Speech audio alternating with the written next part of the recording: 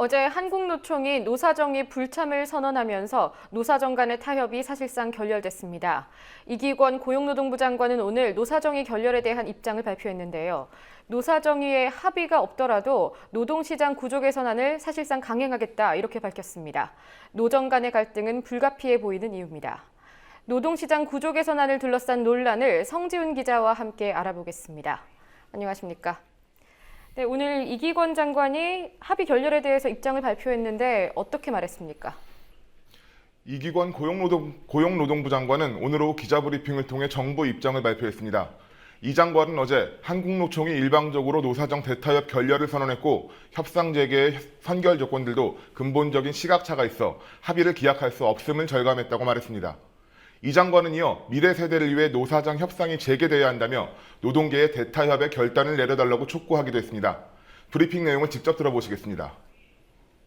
어제 한국노총은 사실상 노사정 대타협 결렬 선언을 하였고 협상 재개의 선결 요건으로 요구하는 사항들도 노사 간의 근본적인 시각차 있는 사안이라는 점을 감안할 때 완전 합의를 이루기까지는 그 길을 기약할 수 없음을 절감하게 되었습니다.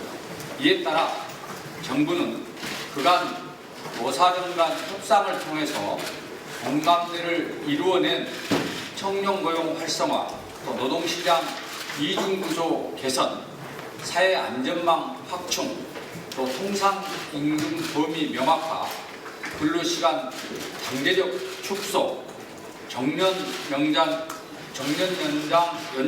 등의 과제들은 후속 입법을 추진하거나 예산 반영 등을 통해 정부가 해야 할 일을 차질 없이 진행토록 하겠습니다.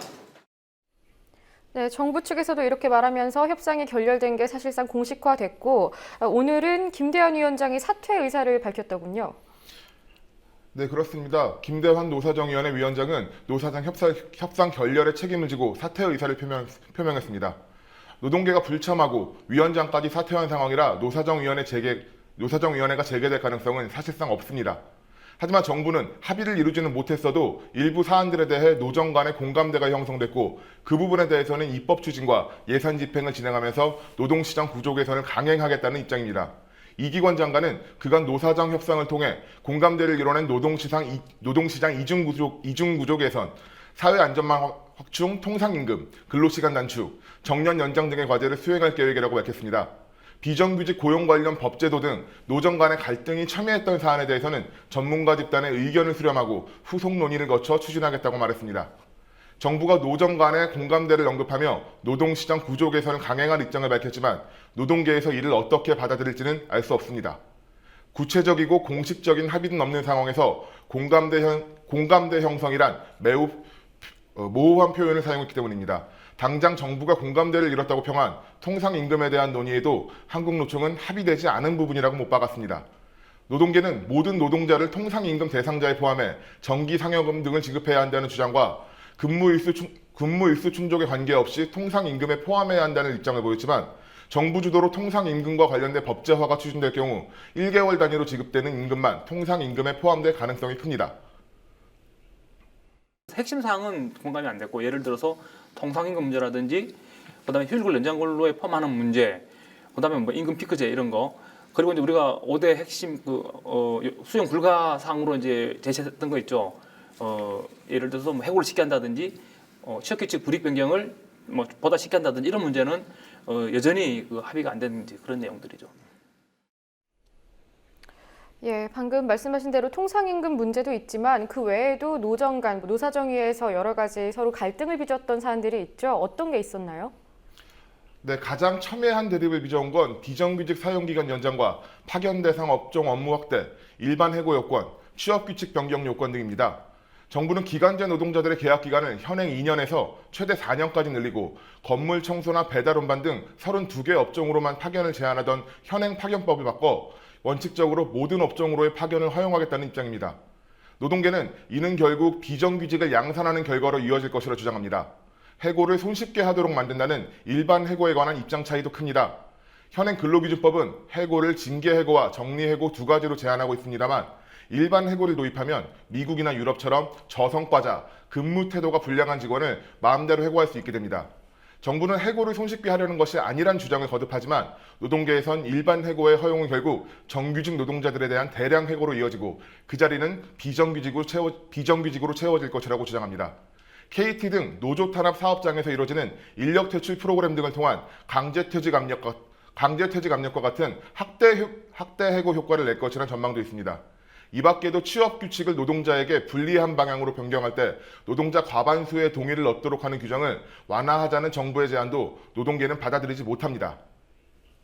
예, 노동계 측, 정부 측의 입장을 들어봤고요. 그렇다면 재계는 어떻습니까?